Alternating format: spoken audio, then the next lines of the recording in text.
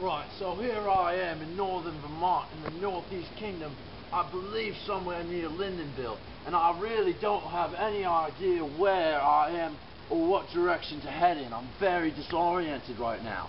The nearest civilization could be as many as, I don't know, 400 or 500 meters away, which is quite a hike. I'll probably be here for days. Now the first thing I'm going to have to worry about is the killer mosquito population.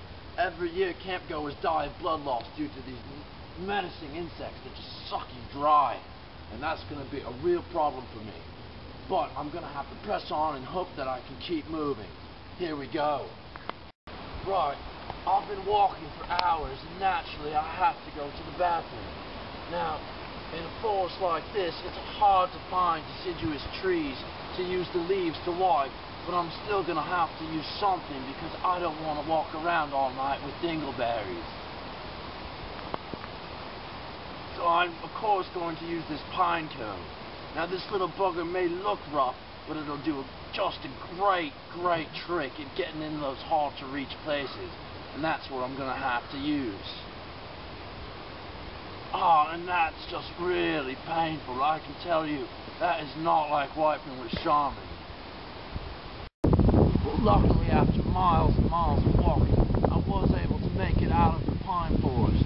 Unfortunately, there is a very nasty storm picking up. The wind is really coming strong and the sun is going down. I'm getting very cold, and it's so important right now that I keep my body temperature up so I have the strength to keep walking for a few more days. That's probably what I'll have to do.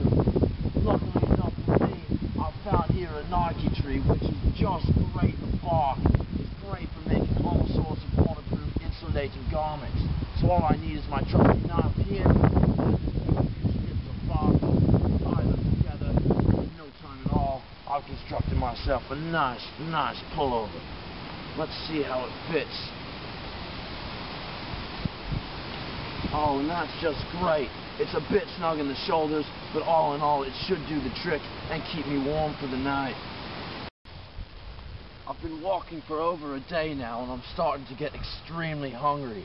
The problem with this type of area is there's not much vegetation that I can eat, so I'm going to have to try to catch something live.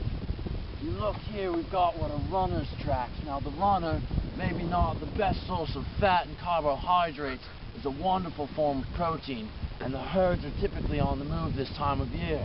So what I'm going to do is hide over here in these grasslands and try to lay in wait and catch a straggler. It might be difficult, but with a bit of luck, I should get one in the next hour or so.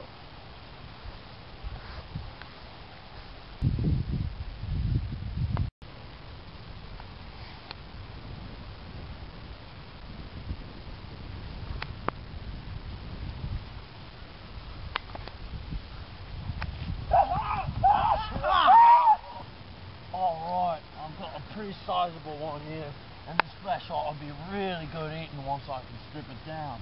It looked like his neck snapped right on impact, which was great because he didn't put up much of a fight.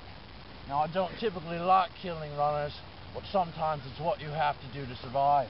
And I think with a fire and maybe a little bit of wheat, I can make a really tasty meal out of this. Right, now I've caught my runner and I'm going to eat it, but I can't eat it raw. I've got to cook it because there are many parasites that exist in the runner's legs.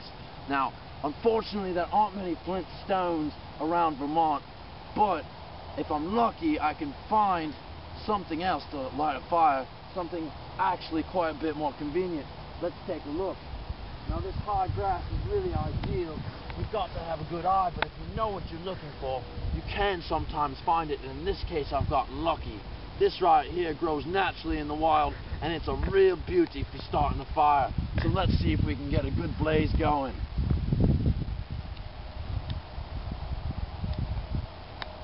Oh, and that's just flaming up great, and that's going to cook my runner in no time at all.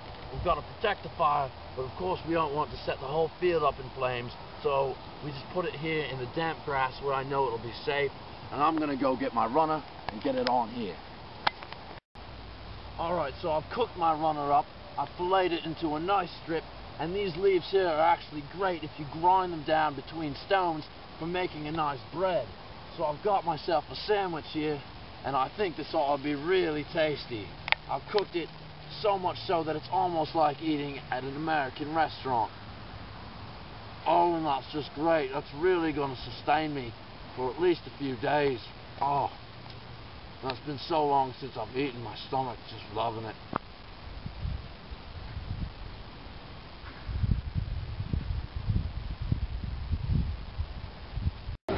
And here we have a real special treat, a rare find in northern Vermont. It's the species known as the Clendenin. A native of Connecticut, it only comes up to Vermont once, maybe twice a summer. It spends hours out in the lake, making a nest where it lays its young. Notice the larger body mass and lots of body hair that keeps it warm in the lake when other humans will get cold after only a few minutes. And that's a real adaptive trait. Wow, fascinating. You might wonder if the Clendenin is dangerous. In fact, it's generally pretty peaceful, but if agitated during mating season, it can be extremely angry. I've been walking for hours and I'm super dehydrated, and it's really important that I get a drink of water. Now, lucky for me, I've found this lake, and that natural garza right over there in the center of it keeps this water nice and aerated, so it's very, very pure. Now, you'll notice here on the sides of the lake there's a bit of algae, but that's no cause for concern. In fact, it's quite good for the digestive system. So I'll just take my trusty canteen and go ahead and fill up. And even I'm going to try to get a bit of extra algae right in there. Like I said, it'll help me digest. And then I'll just take a sip of it. Oh, and that's just really refreshing. That's just a great drink. Go for it. Now, as I've said before, there's a storm that's picking up, and it's very important that I get to the higher ground on the far side of this lake. It's going to be ugly, but I think wading through the lake is my only option. There's just no other way around it. It's so big.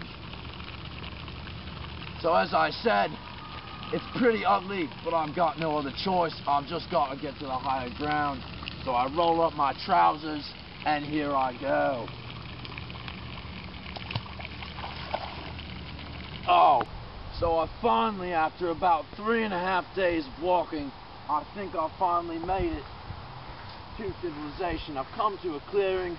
I see off in the distance what appears to be Lyndon State College, and I believe I'm finally home. The Northeast Kingdom is a beautiful place. If you're a French Canadian or somebody who wants to go to Green Mountain Running Camp, it's a wonderful place to come in the summer, and I highly recommend it. I hope this show's given you tips should you get lost, that you can make it out okay. I'm Bear Grylls, and this is another episode of Man vs. Wild.